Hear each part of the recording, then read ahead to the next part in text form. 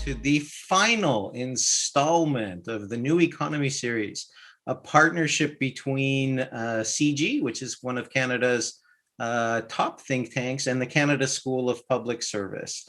And the final event in this series is kind of informal. It's kind of just going back and doing some reflections and talking with some people about some of the big issues that are kind of facing Canada going forward. And this has been a remarkably well-attended series. We have had, on average, over 1,000 people attend each of the substantive 9 events before us. And we have over 500 people on the line today as we speak.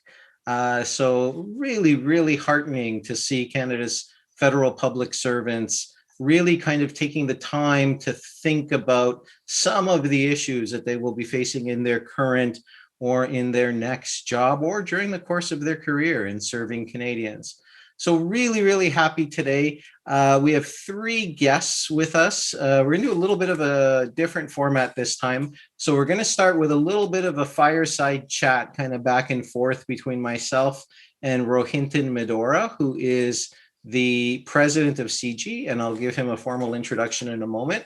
And then about 15, 20 minutes in, we're going to be joined by Mark Sean, and I will also give him a formal introduction, and Armin Yalnizan, who is one of Canada's better known economists these days. And I don't want to give away like a big secret, but she's actually the person that coined the term she-cession. So if you hear that bandied about, and you have heard that bandied about from the Minister of Finance, from deputy ministers, and from the usual plethora of media pundits, here's the source. So we will be talking to the source of the she-cession today.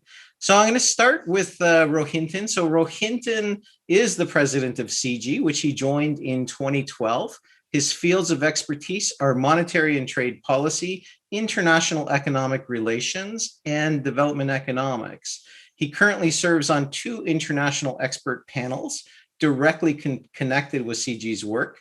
The first is on the global economic transformation, where he is co-chaired by Nobel laureates Michael Spence and Joseph Stiegler.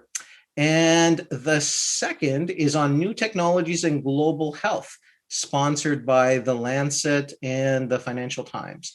Our second guest, who will be joining us in about 15, 20 minutes, is Mark Sean. He is the Associate Assistant Deputy Minister of Marketplace Framework Policy at Innovation, Science and Economic Development Canada, where he leads several policy files associated with strong ties to the key themes that we have explored throughout this series. And Mark has been very, very generous to, I don't know how many of these you've hosted or participated in, Mark, but we thank you because you have been a big, big part of this series. And then our last participant, who will also join us when Mark joins us, is Armin Yalnizan, who is an Atkinson Fellow on the Future Worker at the Atkinson Foundation. And she's doing collaborative research on the future of workers in a period of technological change. And we are seeing a lot of technological change.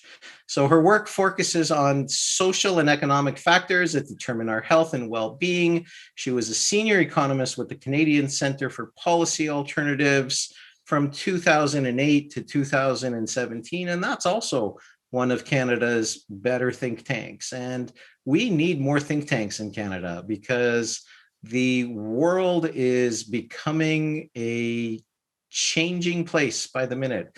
And a lot of countries around the world have the benefit and support of people kind of getting together and talking about kind of applied issues like we're talking about today. And so kudos to the think tanks that are out there. And for those of you who are not in a think tank or are thinking of joining one, maybe come and help us a little bit because Canada needs ideas. So Rohinton, let's start. So maybe Rohinton, I'll start by talking, and is Rohinton screen? I'm here. Oh, terrific. Great. I didn't see you on my screen. Sorry. So let's start a little bit, Rohinton. So kind of maybe let's start at the beginning. Like, why did you want to do this series. I know why I wanted to do the series, but I'm curious to kind of have you tell the audience like why you thought it would be a good idea that we kind of do a series of events and themes around the notion of kind of the new economy. Right. So, Taiki, first, I should say, if I jump to the end, how much of a pleasure and privilege it has been working with you and your team and the school's audience more broadly, which actually that thank you sort of contains the elements of my answer. Um, we live in a world which is driven by knowledge and by learning, and a world in which, as you know, I'm sure Armin will attest, given her work, the learning has to be continuous. We don't have the luxury of being able to graduate and then work, so to speak. And that, in many ways, is the basis for having the Canada School, right? So, continuous reskilling, mid-career upgrading, and so on. At CG, we began 20 years ago. In fact, this is our 20th anniversary year, as a think tank devoted to addressing gaps in global governance. And 20 years ago, the big gap was, I mean, there were many and there still are, but the big one was, how do we bring in, how do we make global governance more inclusive? Specifically, how do we bring in the so-called emerging powers? At the time, the world was still basically a G7-driven world. The G20 was a gleam in then Prime Minister Paul Martin's eyes. And so CG was devoted to the creation and understanding of the G20 at the leaders level. Now, once that was created in 2007-8 because of the financial crisis, not because of great work done by think tanks, you know, it's crisis that drives these kinds of shifts. The question became, what should CG do next, as it were, without forgetting its roots? And we thought long and hard about it. And given my background, professional background that you alluded to, and that of my colleagues, my board, we quite quickly centered on the fact that new technologies broadly, and the digital era more specifically, is raising a set of policy challenges for which, frankly, no one is particularly well prepared. There is no best practice out there. That isn't the same as saying we shouldn't be critiquing Mark and his colleagues in the things they do, but frankly, there is no best practice out there. We have to understand this new world in its theoretical dimensions and then apply that to practical applied things as it comes to policy. And so CG's been spending the better part of the last 3 or 4 years working on different elements of security, economics, and global institutional structures. Now, one thing that strikes me about this is how, in this world more than any other, the domestic and the international bleed into each other. And so what's good trade policy actually ends up being something that should be ideally driven by domestic welfare or social safety net or labor or strengthening democracy considerations. And so when we put all of that together, and that's when, Taiki, you and I met, I'm going to say about 3 or 4 years ago at various events, we struck up a conversation. And I think the best relationships begin with that human connection and that human and intellectual connection. One thing led to another, and we quickly realized this is not about doing one lecture or two, and it's absolutely not about lecturing. And that's what led to our colleagues creating this, 10-part series, which was directed at civil servants like you. I'm amazed by the numbers of people attracted to it. And I think with our partnership of CG doing the sort of research side and the CSPS helping us sharpen the questions, sharpen the answers, and then providing this wonderful audience, we're on to something. Yeah, thank you. And if you think, Rohinton, you mentioned that CG's 20 years old, and I've been in the government, I've just clocked 24 years, and you kind of think back to that period, like 20 years ago, the commercial internet was about 5 years old. Facebook didn't exist. Google was, I think, 2 years old. Facebook, I'm not sure existed. Amazon, I think, was either still in Jeff Bezos' garage or was just about to jump from his garage to like a proper office. So if you think about, the world when a lot of us kind of join the public service, that's a lot of change. And as you said, Rohinton, you can't stay with the skills that you came into and be effective. And we're all here because we want to be effective. We're all here because we want to serve the people of Canada.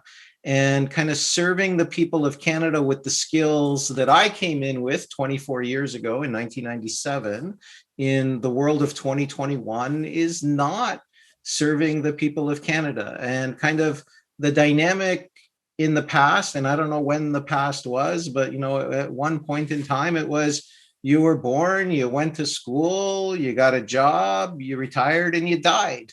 Now it's very different. Now it's, you go to school, you take a break, you do a work term, you do a co-op, go back to school, you get a master's, you do a micro credential, you go back to school, you upskill this, you upskill that, you go back, you kind of throw things away. And so it's critically important that public servants who are in a position of kind of trust and of guardianship and of stewardship of public resources, that they take the time to stay current. And that doesn't mean that you have to understand every fad. That doesn't mean you have to understand every single thing that's happening in the world, because nobody does. But it is important that you stay curious. It is important that, in those areas where you're responsible for, whether it's safety or transportation or social services or child welfare or what have you, you need to constantly interface with your environment. And your environment isn't just your minister or your minister's office or the people at PCO and the people of finance. Your environment is the real world. And if you're not at least focusing on that a little bit, I would argue that you're not being a good public servant. And we all want to be good public servants. So what are some of the things that you see happening in the world, Rohinton, like more specifically? I know I see a lot of things. I'm curious, what are kind of the big 2 or 3, 4 things that you're seeing that are hitting us in, not only that they're hitting us in 2021, but they're going to likely continue to have ramifications post 2021 for maybe a generation, maybe 2, who knows? Yeah, and the ramifications are not all predictable, and they will in fact evolve in that period. So it's a huge, there's no longer inflection points. Like every inflection point leads to another. But on the point you made, Taiki, about the change just since CG was founded, and that's a daunting picture you portrayed, and I actually agree with you, but it's worse. And let me just give you 2 examples of what I mean by that. In CG's world, which is of international governance, you said, well, 20 years ago, did Facebook exist?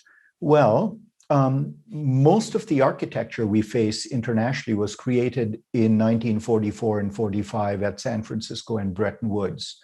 Now, imagine what was the world like then compared to what we face. So, technological change meant something completely different. Climate change, I don't even know if the phrase, I haven't done one of those Google searches of how a term evolves and when it's used and so on, but I doubt very much that term existed in any meaningful way. And so we've got an architecture that has evolved slightly, but frankly, not that much. And institutions that weren't designed for a previous generation, but for about 2 generations ago. The second example I'd give you from my own world is economics and academic economics. We still teach economics as if consumers and producers are rational, behavior is rational. We have what's called full information. Markets are broadly, if not absolutely competitive. Strategic behavior and politics barely exist. And then, having constructed that edifice, everything else is an exception. And now I sort of come to your question, what's facing? Well, everything that's facing us is an exception to the way we've been creating generations of security, economics, or business students. And so I think the main thing that I think we should be looking out for is what kind of citizen and what kind of student do we create through our educational and other systems for this new world. I think that's the macro challenge that we all face.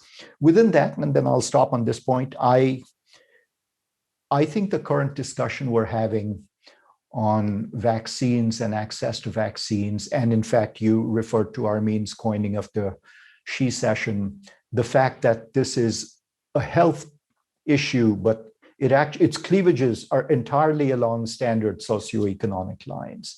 All the questions we face have a prior, which is what kind of innovation system generated these vaccines. So it's not enough to say, let's purchase and donate as many of them as we can. I think we're going to be in an era in which innovation is unbalanced and not as decentralized as it should be for some time. New technologies are going to be created in only a few parts of the world. Huge amounts of wealth through IP accrue there. And I think the big challenge for policy is going to be, A, to make that system more equitable, frankly, more decentralized, and create policy mechanisms in which the wealth that is created isn't centered the same way. There's also implications for labor markets and the way we design social safety nets that we could get into. But I think, to use an overused term, we have to be thinking in terms of a new paradigm and not tweaking an existing one, because I think that's where we are. But I'll stop on that point. There isn't that much difference in understanding or dealing with climate change or the pandemic. There are some core issues to do with IP, long-term thinking, and strategic behavior, which remain the same. And this, I think, is the challenge for your students for, as you say, a generation or two. Yeah, and I'll play off that a little bit, and I'll say it I'll try to say some of the themes that you've said in slightly different ways. I think one of the first things I heard you say was, there's institutions and there's problems, and our institutions were designed in the past and the problems are today. And we know that there's always institutional lag. But one of the things that's happening today is the rapidity with which things are changing is completely outstripping the capacity of institutions to adjust in real time. And we're starting to move, we're not starting to move, we are in a world of real time actionable data.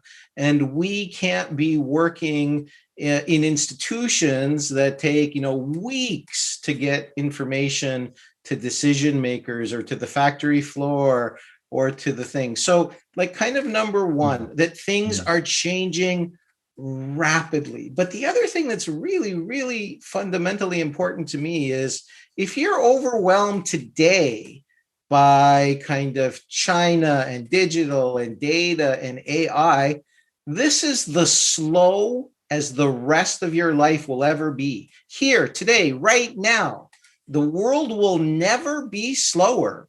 Broadband won't get worse. Artificial intelligence will not get dumber. After 5G, this is just a wild guess, I think there might be 6G. And after 6G, there might be 7G. We're never done. And what's happening, though, is I think kind of the length of time between the thing and the institutional reaction to the thing is compressing to the point that we almost have to work in real time. And I think our successors in the public service will actually drop the almost qualifier and will have to work in real time. The second thing I heard you say is kind of the domestic and the international are kind of becoming one. And that's a really interesting thought, because domestically, we have a set of apparatus to serve our country.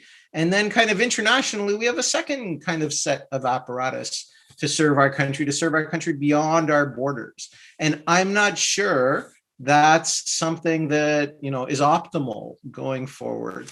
And then a third thing I heard you say is that, we kind of think of things as, this is economic, and this is security, or this is social, or this is labor, or this is capital. And more, those distinctions are not helpful. In fact, those distinctions are causing us to see the world in a way that the world doesn't actually exist. And that's to say, the way that you see a problem, the way that you interface with a problem is the way that you ultimately start to tackle that problem. And if you see, let's say a virus, if you see a virus as a health problem, you react one way. If you see it as an economic problem, you react the second way. If you see it as a security problem, you react the third way. If you see it as a domestic issue, you react the fourth way. If you see it as an international issue, you react the fifth way. So what's happening is the way we approach issues, it's almost coming back to what you said about the economics textbooks kind of not being reflective anymore. Our mindsets haven't changed as quickly as the problems have changed. Is that a fair way of kind of? Yeah, no, I mean, that's very well put. But I want to make one point and see if what your reaction to it is, because again, it goes to speaks to your school, is I am not a big fan of generalization and hybrid programs. I'd much rather have a strong training in a discipline, any discipline, be it economics, poli-sci, sociology, whatever, and understand that that's only one way to look at the world. The real world is full of issues, not disciplines. But then I apply my sort of deep economics learning to an issue, and I function best when I'm with a team where there's someone else, and we pull, and then, which is, I think, the nature of governments. But then the question is, how do you teach people to think beyond their discipline? And I'm not sure schools, universities or colleges are good at that. And I think what the strength of schools in Canada, and I think especially of France and elsewhere, these finishing schools for civil servants, the continuous upbringing is where you acquire that. And I think one thing we've tried to do with you in this series is bring together these different disciplinary perspectives and apply ourselves to an issue, data, not so much as saying the economics of data as such. And I know it's a huge challenge for you, but the way you're doing it and the way you've curated that discussion has been most impressive. And if I understand some of the feedback you've received from the registrants, it has been that there's something the CSPS is doing well, which is bringing together these different specializations. And bringing together different specializations is not the same as simply having three generalists on board. Well, thank you for that. And we'll bring Armin into the conversation shortly, because a lot of the themes that you've kind of talked about are kind of what is the future of work. And in this particular case, we're talking about kind of the future of work of public servants or policy people or program people or security people or what have you. But really what you're talking about is the future of work. It kind of like, from my perspective, I see a couple of things happening. So I think kind of number one, we all need kind of a deep learning in something. And I don't mean a specialization, but I mean like a deep learning, whether that's in, learning how to read, write, think, mathematics. We need something where we are not have mastered, but something that we have a really, really good, solid grasp on, because that's kind of our base. And then as you go on, then there's a couple of other things. And the first is the difference between learning and training. For me, it's critically important that the most important thing that you learn in life is that you're never done learning. So kind of how you learn is a skill that will separate you from the person beside you going forward. But learning, to get back to my distinction, is something that I always think about as your next job. Learning is something that will help your career. Learning is something that will help you as a civil servant, but it won't necessarily help you as, an EX2 at Transport Canada or an AS7 at the Public Health Agency or whatever the case may be. Training is, I think, specifically what helps you do your current job, what you're doing right now. How do you become a better AS7 at PHAC? How do you become a better, EC4 at Transport Canada? So to me, we need both. And learning now has kind of broken out of the classroom, and learning is now something that we have to do kind of for the rest of our lives. So that's kind of a little bit of the patina that we and kind of the new management team at the school took on, which is, if you're just doing training, that's terrific and you have to do training. But if you're just doing training, all you're doing is you're making sure that whatever horse and buggy you're building now, tomorrow you're building a better horse and buggy that's a little bit more efficient and a little cheaper. In addition to training, you have to start doing learning. And one of our series is with CG. We're also doing another one with the Canadian Institute for Advanced Studies. We're doing one with Schwarzman-Reisman Center on AI. We're doing another one with the Munk Center. We're in negotiations with a few other that I can't mention because we're not done yet. But we want to start exposing public servants, not just to training, i.e., what do they need to discharge their job today, but what do they need to learn so that they can grow as public servants in the government of Canada. So we will now bring in our other two illustrious guests, Mark and Armin.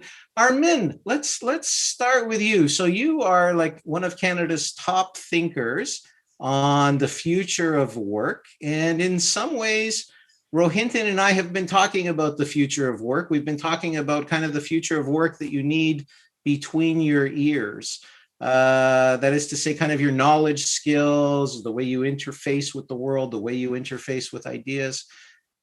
Tell us a little bit some of the big themes that you're seeing in the future of work, and kind of a little bit of kind of where Canada is now and maybe what it needs to do to go to a better place than it is now. Not that now is not a good place, relatively speaking. Well, I'm not going to say anything that most of your audience hasn't heard about digital. I'm probably going to say something about immigration and population aging that some people think of when they think about the future of work and most people don't. Let me just say one little envelope idea.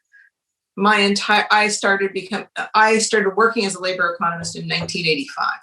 My entire life has been dealing with labor surpluses and what that means for public policy, how public policy mitigates high levels of unemployment, high levels of inequality. When you lose your job, how do you get back in? How do you do retraining? How do we do labor market adjustment? How do we provide income supports? Yada, yada, yada, yada. Going forward for the next 25 or 30 years, because of population aging, we are going to be looking at 2.5, 3 decades of labor shortages, where we're starting to see it before the pandemic hit. We are starting to see it amidst the pandemic on both sides of the border, where employers can't get workers to come back to crappy jobs, essentially. There's just not enough workers that are willing to take the risk or do the work for such low pay. We're starting to see a shift in bargaining power. And in fact, yesterday, the G7 meetings that are taking place across the pond released the Cornwall Consensus. And recommendation number 8 is about labor standards, aligning labor standards. Something is happening in the world of work that has never been seen before by any of us that have been working. Yeah. Maybe has never been seen. We had a very short period of labor shortages when the baby boom happened. It lasted about 4 or 5 years. We are now looking at 2.5, 3 decades of an elevated dependency ratio, where we're asking the smallest working age cohort in history to lift up the quality of life, not only for themselves and their families, but for everybody that's too young, too old, and too sick to work. So something really big is happening, and no, the robots are not eating all of the jobs. We are going to be looking at widespread labor shortages and skill shortages. So that brings me to how does that relate to the work of the public service in Canada? The public service in Canada, when you were giving the introduction, some of your audience will know that I was Senior Economic Policy Advisor to the Deputy Minister at Employment and Social Development Canada from 2018 to 2019. And while I was there, and one of my files was the future of work. While I was there, I was trying to say, you need to be working more closely with IRCC. And what I learned when I was in the DMO is that everybody sticks to their lanes. So you're talking about learning. Yeah, fine. but you need actually an all of government approach to this issue of labor and skills shortages. Otherwise, ESDC is going to be rowing in one direction and IRCC is going to be rowing in another direction, which is what has been happening in Canada since 2006. We will not have enough people to meet the labor and skill shortages that are already starting to emerge, particularly in places that are depopulating. But people will still need basic public services. So we are looking at more immigration, but immigration comes in two flavors, permanent and temporary. And temporary has eclipsed permanent since 2006, and there was no public policy discussion about that. That happened because employers said, I can't find anybody to do this job, in parentheses, at these wages. In many cases, in other cases, a totally legitimate skill shortage, but with no plan on how we transmit those skills to Canadian residents. Come here, do the job, you can go. So we're creating a global nomadic workforce that is high skilled. Without imparting those skills, we've got to do a way better job of dealing with that element of the future of work. I'll leave it there for right now. And you've brilliantly illustrated kind of a key point of what Rohinton and I were getting at in a more general sense earlier. And if you just take what you just did, which is demographics, like the totality of our public policy suite across the Western world and probably throughout most of the Eastern world is based on population going this way, not this way. So we kind of spend our time thinking about daycares and, elementary schools, and, not a lot of public policy has been focused on aging, on the healthcare of aging, have been focused on, there are some societies now, Korea is one of them, South Korea is one of them, where there are now more adult diapers being sold than diapers for infants. And think about that for a moment, those of you kind of in the audience, like that's going to hit everything you do, that we are aging, we are growing as a population much more slowly than we did. And in fact, if it weren't for immigration, we would actually be shrinking as a country. And a lot of the world is starting to shrink. And China is actually starting to shrink. And by some demographers are saying that the population of the United States might surpass that of China at some point, because China has dropped off the map demographically. And you've seen that in Japan, where you have like an aging society that if it weren't for kind of robotics and things like that, they would be having fundamental challenges just kind of in daily life. Mark, you have a really cool title. Translate your title into English for us. What is it that you actually do? What are you responsible for? Because I think a lot of this in some ways touches on ISED, but tell us in English how it touches on ISED. Well, it's predecessors in my job who made a determination that we would be the first strategic policy shop in the city to go from being a strategic policy shop to being a shop about strategy. And so we are strategy and innovation policy. And so in theory, we are not supposed to just be strategic about innovation. We're actually supposed to be devising a strategy for how we can kind of grow the innovative and inclusive nature of the economy. And so our job is a bit of my job is a bit of a weird mix of kind of coordination, integration, kind of the normal kind of bits of trying to understand where the microeconomy is and where it's going and how we potentially shape it. And then some very specific kind of responsibilities around telecommunications, internet, intellectual property, privacy, data protection, bankruptcy, incorporation, competition, and then throw in kind of federal, provincial, territorial, regional, and international into that mix, just to kind of make it so. And so, to your earlier points about, and Rohinton's earlier points about kind of the interconnected and interdependent nature of policymaking, we have that responsibility within the portfolio. But I can tell you, it's not just a portfolio requirement these days to kind of see those connections and interlinkages. It's actually the whole of government, and arguably the whole of the brain trust that we can bring to bear. So. Is it fair to say that, because I think I saw the word marketplace in your title, and I think I saw the word frameworks, but I'm not sure. Is it fair to say that kind of you and your group and others at ISED are thinking about the very things that Armin and Rohinton and I are talking about in a way, in terms of like, you're trying to build telecommunication policy that fits here, and you're trying to build a competition act that works here, and you're trying to think about, how does Canadian content work in this industry or a supply chain? Is that a fair way of kind of thinking about it? It's totally a fair way. I mean, we were constructed essentially to oversee the kind of policy and regulatory and legislative frameworks that touched on the economy in a general way. So the stuff that kind of applied to everyone, and that that work is particularly novel and interesting and exciting and scary at a time when the things that you were just talking about, all of those foundational kind of elements that we used to be able to bet on have changed. And that has ramifications from everything from incorporation through to insolvency and everything in between. And we're seeing it in fascinating ways, right? We're seeing it about the transparency that we need to bring to bear around incorporation and corporate activity, which is totally different today than transparency was 20 years ago.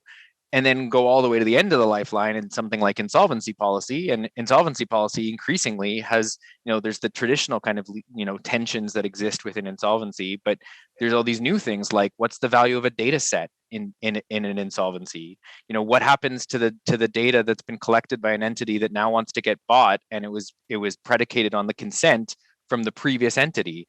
How do we work through those sets of issues? And so it really is in some ways trying to lay down guideposts and kind of frameworks, but recognizing that A, they need to work together in a totally different way than they used to, and B, that the things that held them down, or the kind of the pillars of the tent in some ways were fixed, and they're not fixed so much anymore. So yeah, very well said. Now I'm gonna do something interesting. I think interesting. So I'm going to throw a word at you at a time, and I want each of you to kind of tell me what that word means for you and your work. And I'll start with you, Rohinton. And the word is going to be the same for all three of you. So Rohinton, you're at a little disadvantage because you go first. So the word is innovation. Rohinton, what does innovation mean?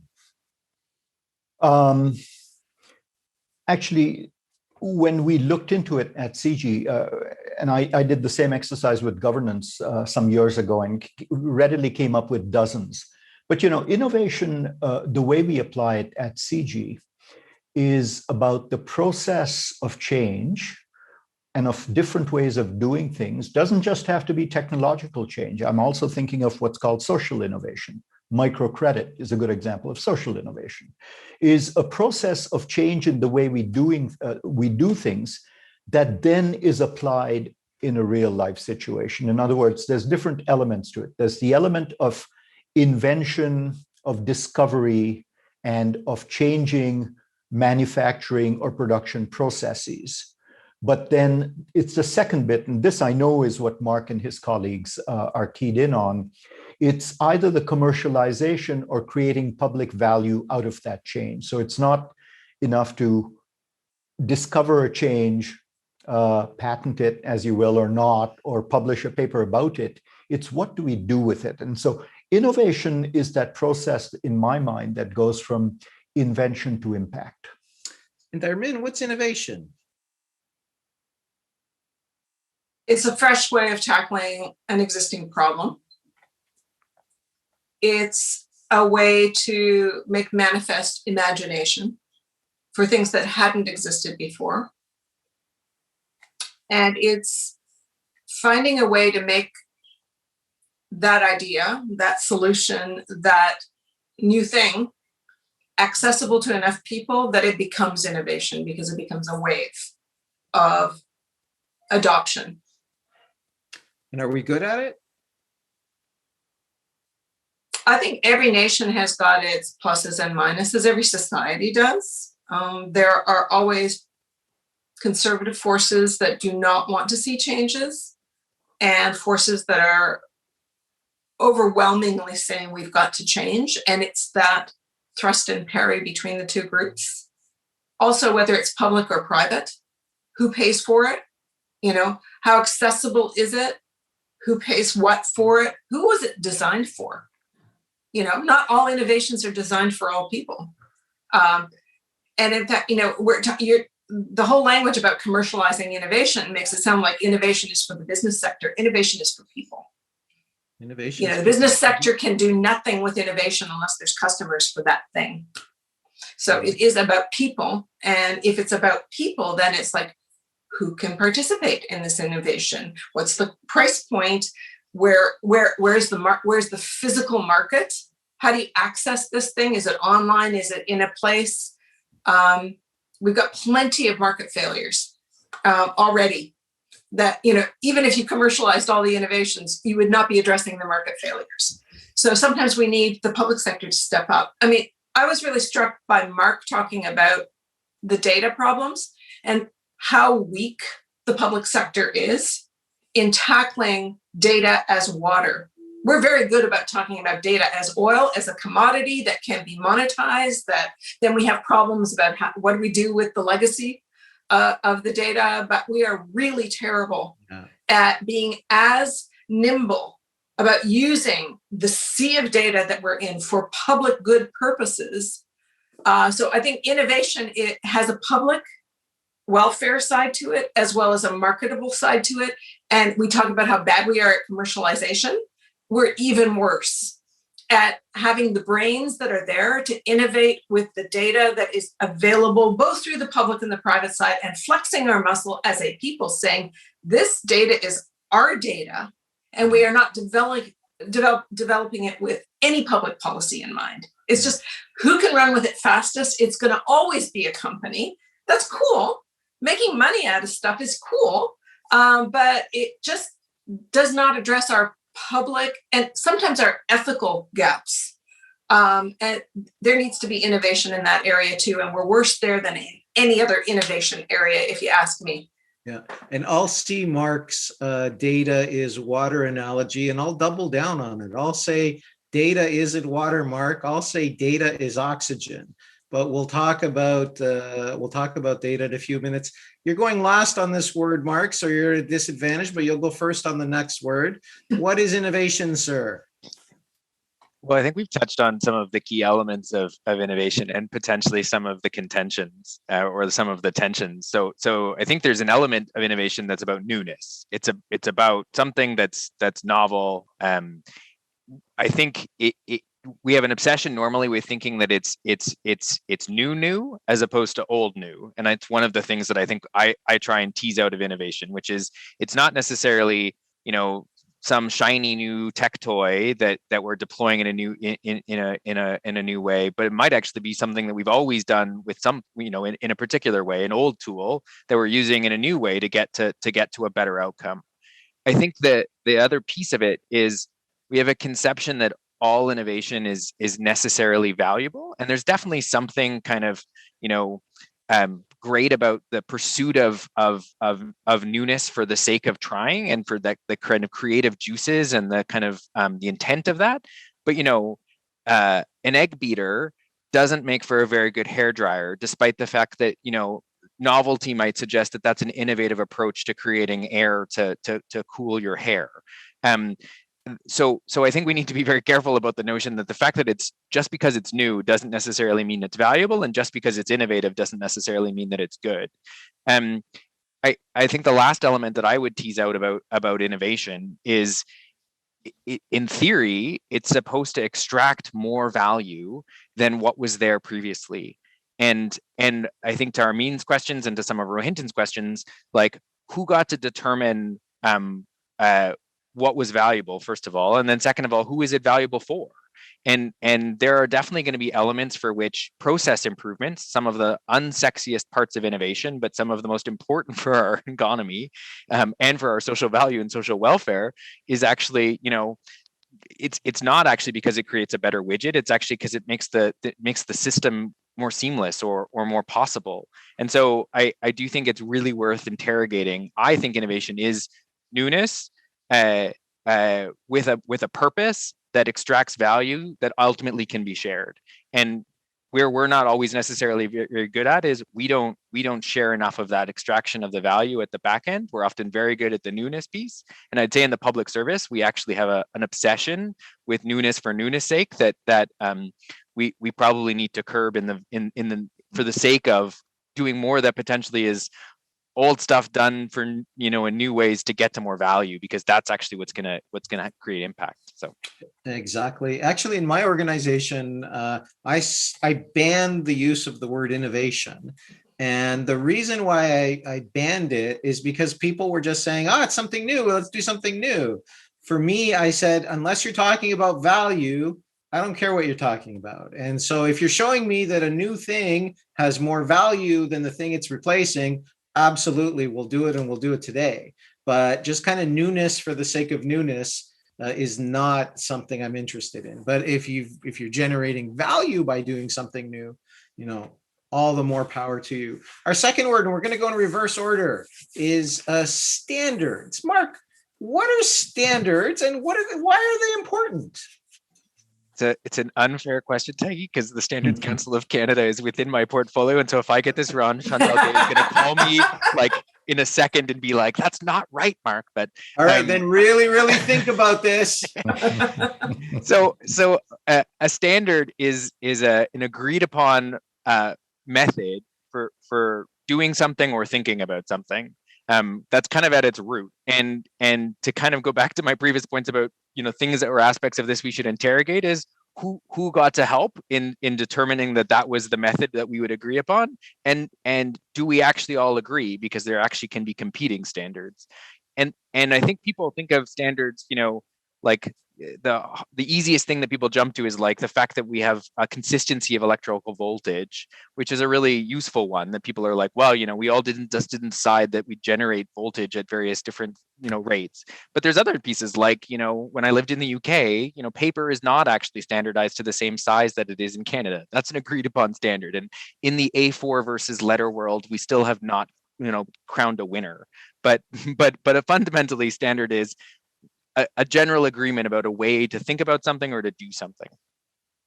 And you mentioned the Standards Council, and at the school, we're doing another series with the Standards Council and Statistics Canada on the importance of standards.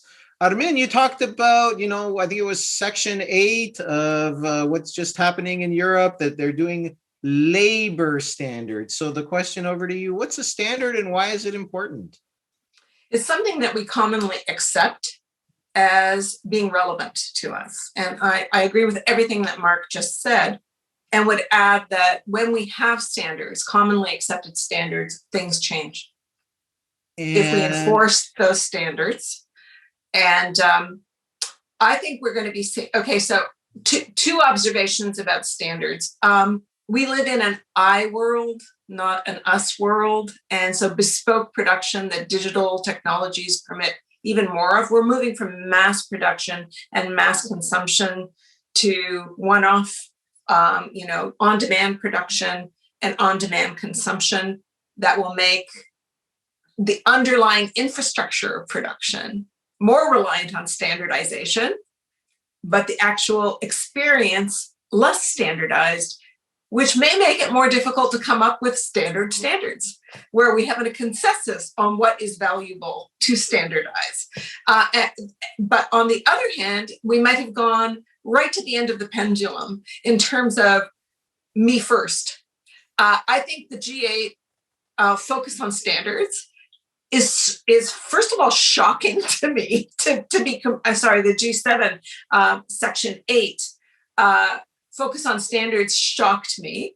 And it just tells you how far every country in the G7 is going with the exploitation of workers, the rise of gig work, the lack of standards and how to deal with people who are not deemed employees and therefore cannot access labor standards. If you're not an employee, you can't be protected in your human or your labor rights, your workers' rights. So we are really struggling with the lack of standardization in how we treat the most basic human protections. So I think we're at you said the era of inflection points is over. I think we've gone through the looking glass. I don't know what the other side looks like, but the world that we left, the Bretton Woods world, is not the world we are operating in now. And I think, as I said, I started doing my work as a labor economist in the mid 80s.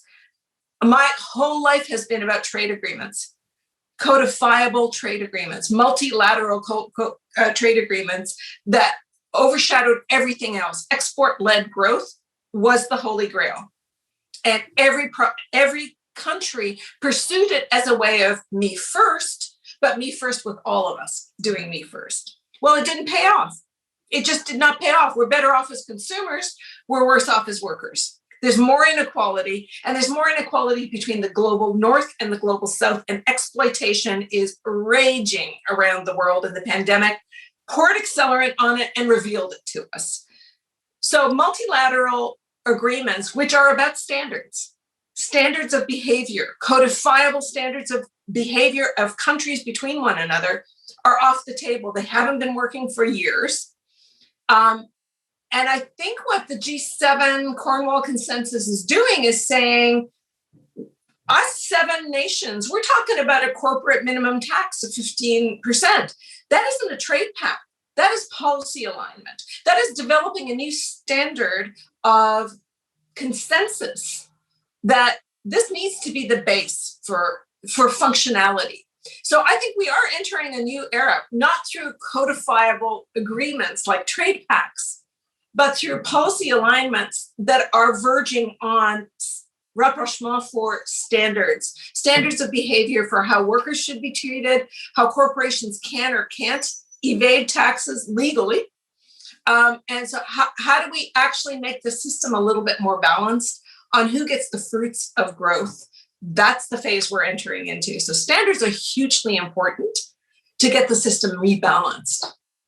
That's a wonderful addition. Rohinton, what are standards and why do they matter? I mean, how can I top that? Look, I too think that there are two dimensions of standards that bear repeating. Technically, standards are exactly about different products or different processes being able to talk to each other. And the standard example that's given is whatever you make of a smartphone, you can pretty much enter any building in the world, log into its Wi-Fi system, and you're on the net. And that's because of a series of standards. But there's two things to keep in mind. I think Michel Girard made this point in your section on standards some months ago. They don't have to be about high tech. The classic textbook example of standards is actually containerization. It was standards around containers, which kind of codified how you pack and transport things, which is said to be at least as important a driver of globalization as anything else. I mean, it was, until then, you will recall, ships kind of took everything on board and unpacked, and containers kind of changed that game totally. And so that's an example of standards.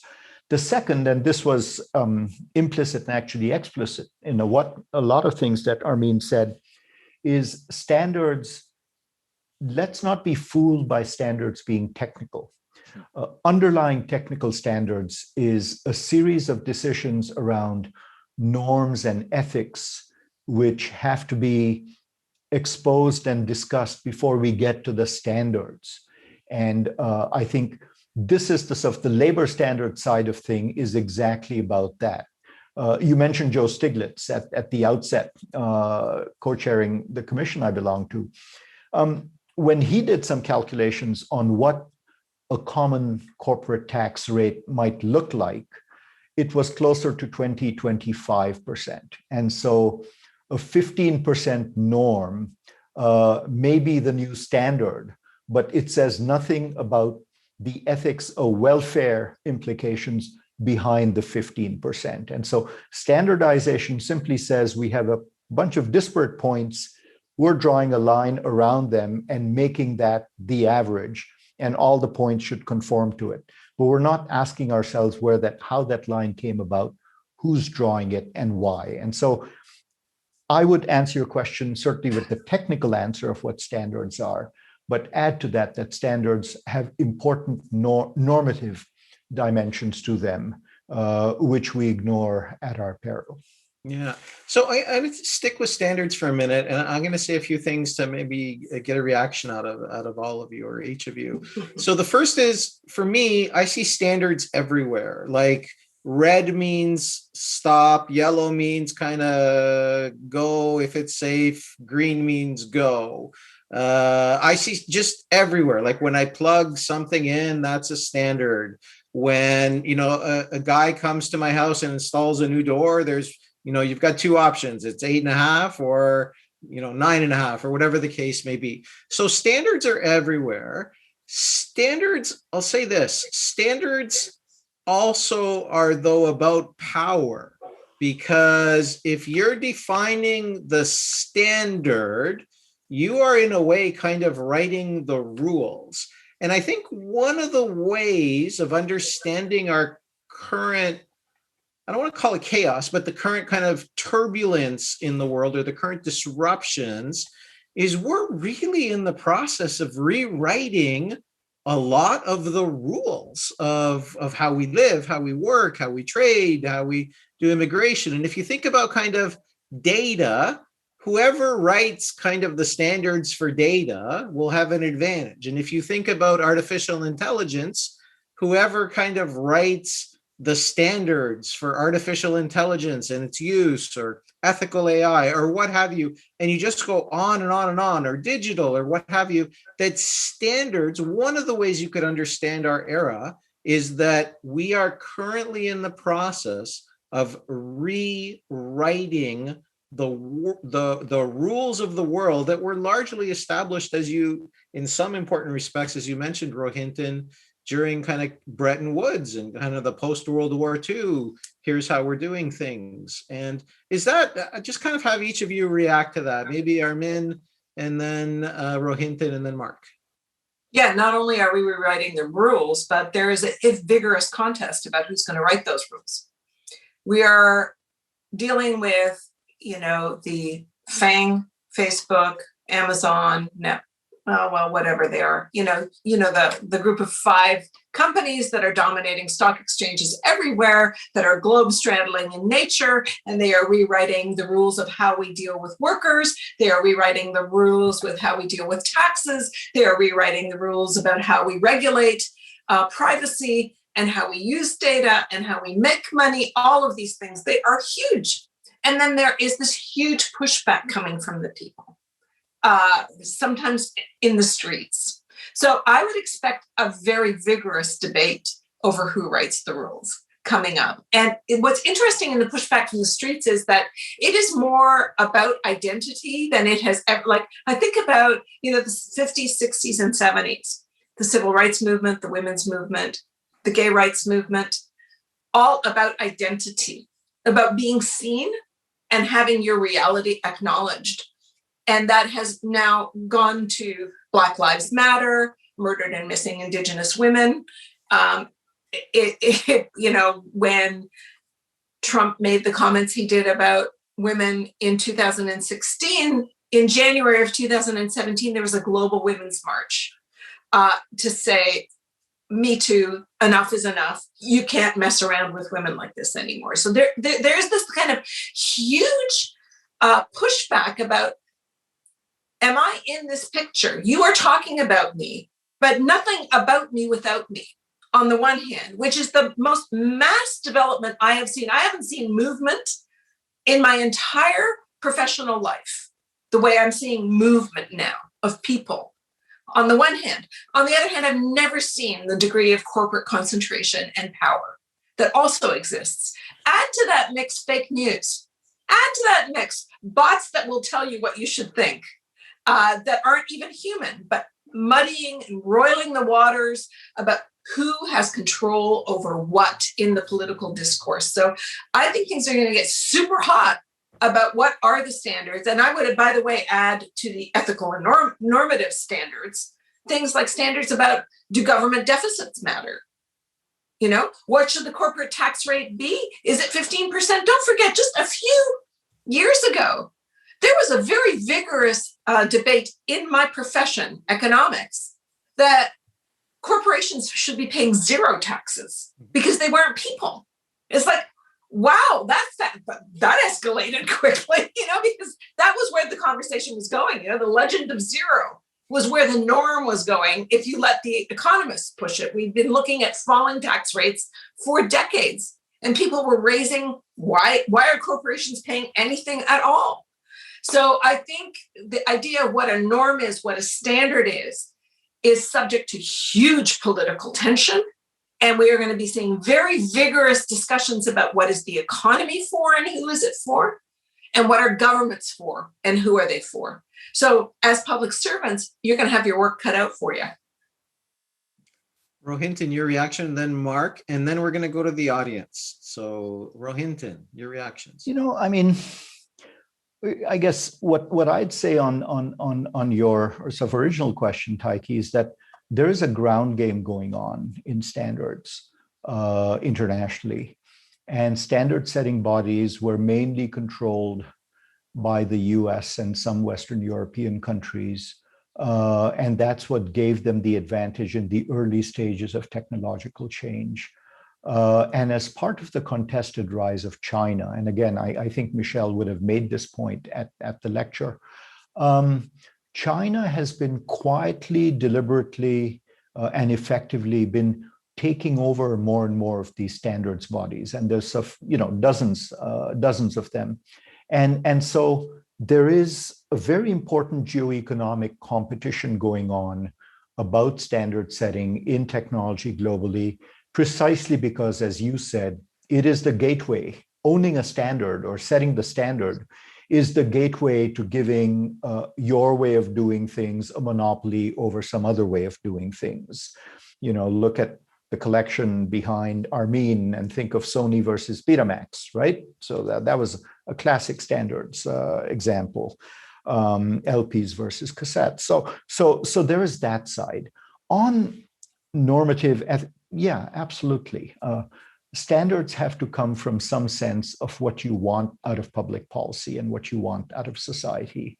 The example I give, which goes slightly beyond your question, but I'll make it and then stop, is China in the early stages of the pandemic was extremely effective in containing the pandemic. Why? Because they had incredibly strong tracking mechanisms that included apps and CCTV, and then backed up with very intrusive visits to people's residences and the capability to lock up buildings, restrict travel.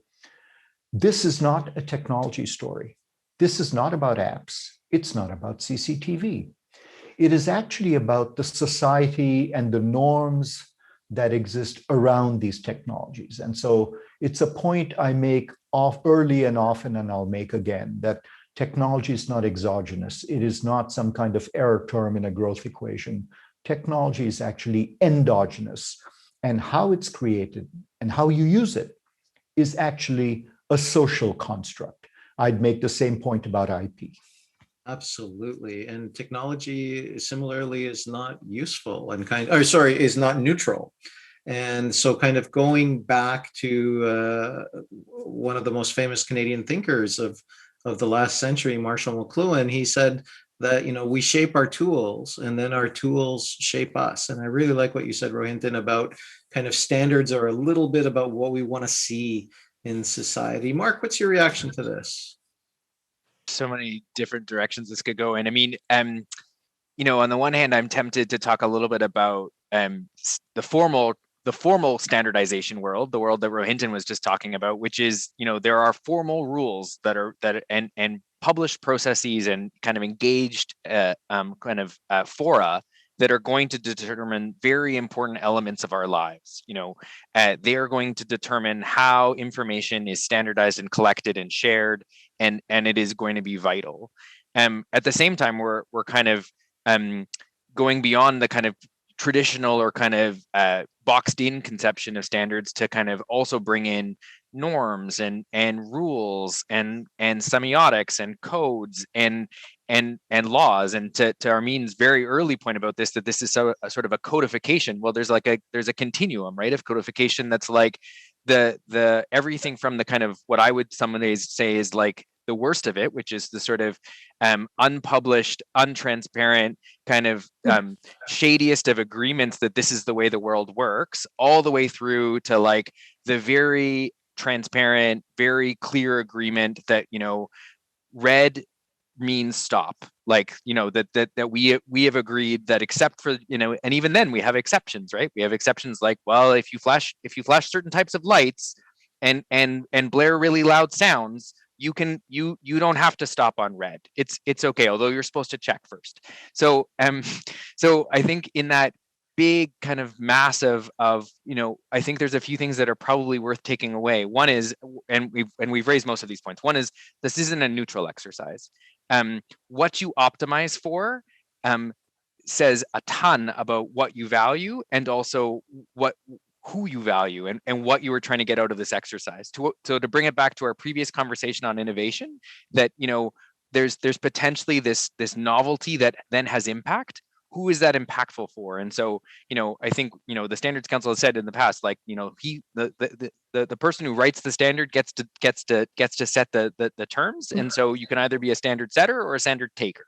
So we want to be standard setters. Great. But we also then need to decide, what are we optimizing for? And there are unintended consequences to all sorts of standards, right? Like, there's the kind of apocryphal, hilarious stories about, why it was that,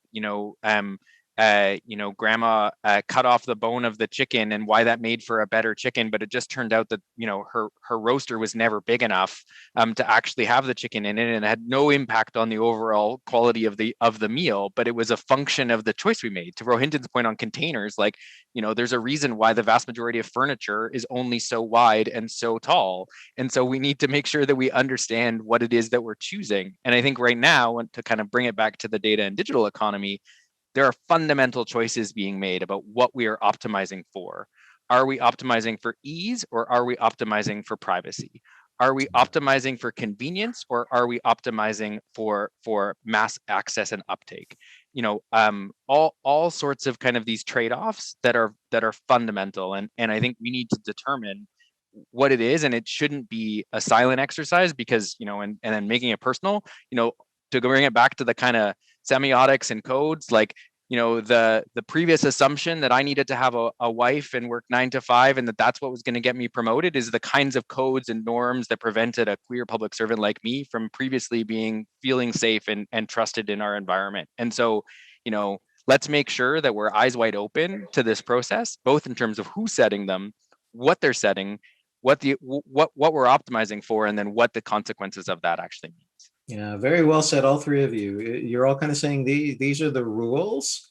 The rules are not necessarily neutral, but also the rules are kind of determining what we want out of these things. And so Canada wants to be at the table at these things. Canada wants to be, in Mark's words, like a standard setter, not a standard taker.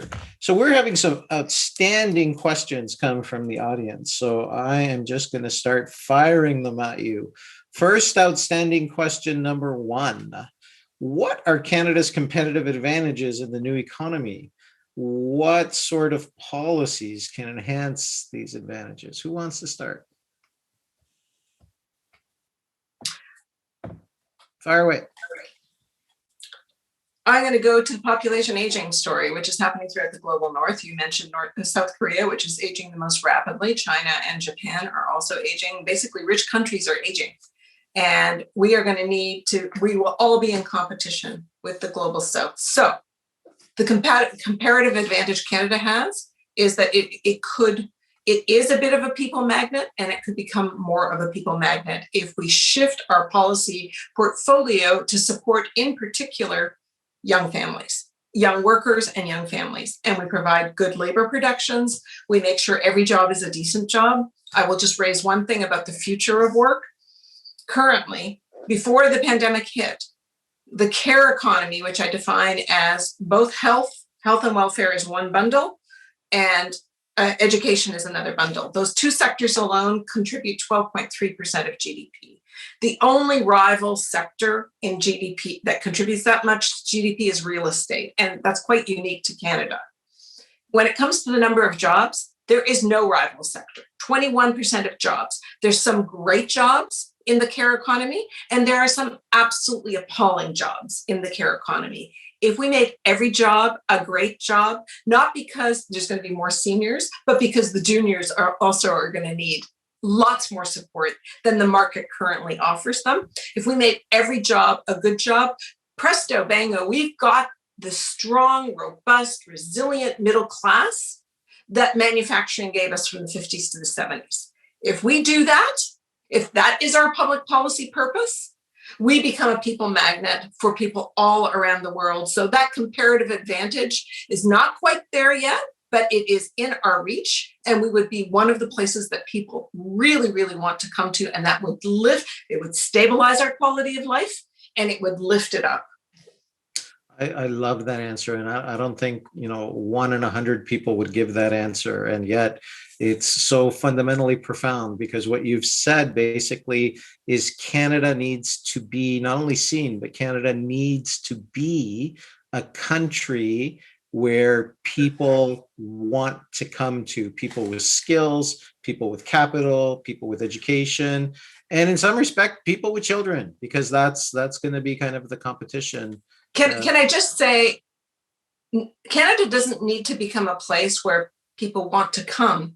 Canada can become and must become a place where people thrive, whether they're a newcomer or they were born here, whether they're Indigenous or an immigrant, a woman, a queer, it doesn't matter who you are, you can thrive. Your human potential is maximized. The optimization function is for human potential. Learning potential and earning potential. We need to boost the economy from the bottom up. The conditions are actually ripe for all of this to take place, but we do need the public sector step into the breach that the market has created, reduce inequality, and raise up the potential for opportunity and outcomes for everybody. And you have to do that from the bottom up. You can't do it from the top down. And I love that, because kind of throughout a lot of time, throughout most of history, kind of people a little bit were commodities and the technology differentiated. More and more, the technologies are becoming ubiquitous, and it will be the humans that will be the differentiator. Right on. Going forward. Mark, what's your contribution to what are we good at? What's our comparative advantage? Yeah, and I mean, our department has gotten into significant trouble anytime we try and define what we consider to be comparative advantages, because no one likes to not be on the it list. So I maybe would speak to some of the conditions or kind of some of the principles that I would say about where we have comparative advantage. Where we have comparative advantage is in a couple of zones. One is where we can set the market conditions that can both differentiate us, but also allow for something that we can actually continue to scale all the way through.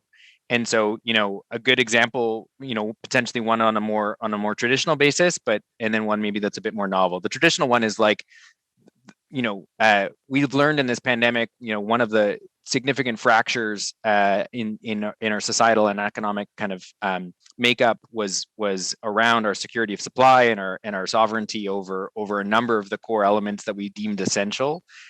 First of all, to Armin's point earlier, I find it fascinating how quickly we need to, and how much we're going to need to hang on to some of the reshaping that's happened over the last while.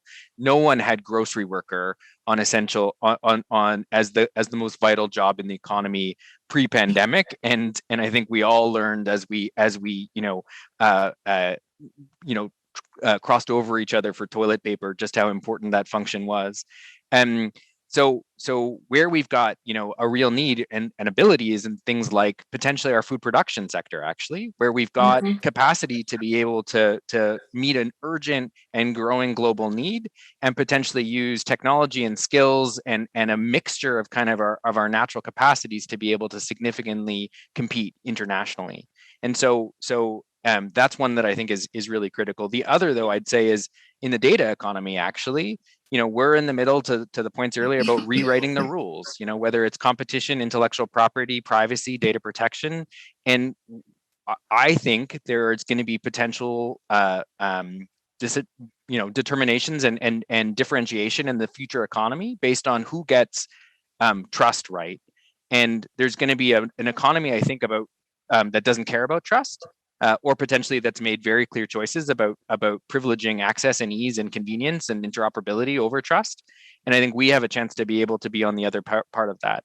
And then the conditions that we need to pour into that are then we need to get to scale. Then we need to get to extraction of value, and then we need to get to the maintenance and sustainability of that value in our economy.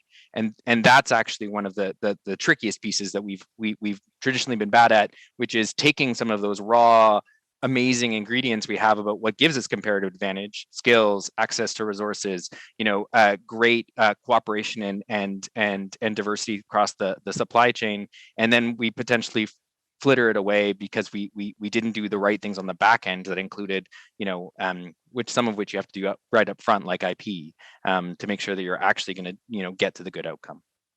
Not a bad answer for somebody that was trepidatious in answering in officialdom. Rohinton, what is comparative advantage, and what are Canada's comparative advantages? If I go back, in the interest of my time, I'm happy to forego and move to the next question because Mark said what I was saying. But yeah, let me pass and we can come Terrific. back. So we've got a lot of great questions. I think we're down to 2. So I'm going to save the very best one for last. But the second the second best one, which is pretty close to being the best, is a bit of a hypothetical, and I'm going to paraphrase slightly. You've all raised a lot of different issues that are happening in the world and a lot of different things that are changing. If Canada can only get one of these things right going forward, what would be the most important thing for us to get right going forward? Happy to start, and I'll just go Fire back away. to what I just said, which is trust, actually, Trust. because I think it's actually at the heart of the relationship between employer and employee. I think it's the relationship between the elements of our society. I think it's the relationship between data provider and data collector. I think, and if Canada could actually figure out mechanisms to fuel a cooperative approach where there actually is an optimization around shared outcomes, I actually think we will serve ourselves well. Yeah, and if you look at indices of trust around the world and across time, trust has just been a steady erosion, whether it's, and this is global, whether it's trusting the media, whether it's trusting corporations, whether it's trusting governments, whether it's trusting religions. Like, trust is something that is becoming an increasingly scarce global commodity. And Mark has hit on something when he says trust is something we would do wise to focus on. Armin, what are your thoughts here? The one thing that we need to get right going forward. If we don't want to see our quality of life decline, we are going to need to optimize the learning potential of every child in this country, making sure that they are learning ready when they enter school and learning supported as they go through school. That's it. That's more than it. That's a biggie, because we're all here because there was a system in place to educate us over the years and to bring forward our curiosities and our talents. And it's critically important that our education facilities and our educational institutions and the norms that we have around education point to that going forward in the future. Rohinton, what do you see as the one big thing that we have to get right as a country going forward? I mean, my 1A would still be social capital, which is to rework what Mark said, and absolutely education systems. My contribution to that answer would be to know how to harness the gains from technological change to different purposes. Now, that's a wonky thing to say, but I would say, and I used the example at one of your lectures, we Canada are proud, evidently, if one reads the press releases of some of the partner institutions you mentioned, Taiki, of us being a global power in AI. And some of us have been sort of questioning that. If you look at the patenting data, we're nowhere in the picture. If you look at the people we're proud of in this field, they're getting grants from foreign corporations who then own the IP. And I think yes to social capital, yes to good public and private education systems, but being able to sort of translate that into national wealth and prosperity. And by wealth and prosperity, I don't just mean economic wealth, but repurposing all of that great Canadianness to things that actually help us maintain our standard of living and our ethos is hugely important. And I'm not convinced we're doing that very well right now. Yeah. And our last question, which is a biggie, and I wish I had the answer to this question, so I hope that you do. But our question is, how can policymakers better govern emerging technologies? What is the role for government in a digital space that largely defies borders? This is, one of the issues of our time. Like historically, to kind of paraphrase Vegas, kind of what happened in a country stayed in a country. Now what happens in a country flies around the world in almost real time, in nanoseconds. So kind of what's the role of the state in these things that seem to defy geography? They seem to defy sovereignty. They seem to defy borders. Who wants to start? I've given this some thought, certainly not as much as you have, Taiki, because you're living it, but a couple of thoughts. First, on the role of the state and so on.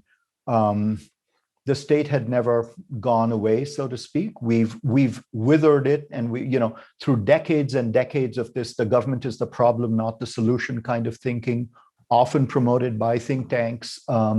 We've kind of done ourselves a disservice, but understanding that every success we see around us, and the most recent shining example, of course, is vaccines, are examples of public-private success. So public-private partnership is central to making new technologies work. New technologies work because governments invest in core research. They work because we then create advanced market commitments and de-risk a lot of the commercial potential. And then they work because we speed up trials, we subsidize, frankly, inward investment, and on and on and on. So you look at any technological game, and someone referred to the Cornwall Consensus and so on. It is a deliberate counterpoint, even in its titling, to the Bretton Woods Consensus, which was all about kind of getting the market to work and getting states out of the way. And the Cornwall Consensus is a healthy sort of rebalancing of that pendulum. The other thought that occurs to me, and I think you and I have talked about this, is I often wonder, I'm very proud of the sort of Westminster civil service tradition, and countries that have a permanent civil service that's insulated from the political side. And I'm not a big fan of the US of Latin American system, where there are wholesale changes in senior and even mid-level appointments every time there's a new government. But when it comes to new technologies, I think there are two corollaries that we should keep in mind. One is that with a permanent civil service, where do we get the capacity and the new ideas if everyone's so focused on building up and building up to pensionable age? How do we bring in those new ideas, which are essential to understand new technologies? And the second within that, therefore, is how do we bring in diversity and, frankly, sometimes have to jump levels so that it is not a strictly hierarchical promotions process? Because when it comes to new technologies, it's a cliche, right? But if I don't know how to use my TV remote, I ask my 12-year-old great godson, right? And there's a lot of that. And I think those are two dimensions that civil services will be grappling with increasingly.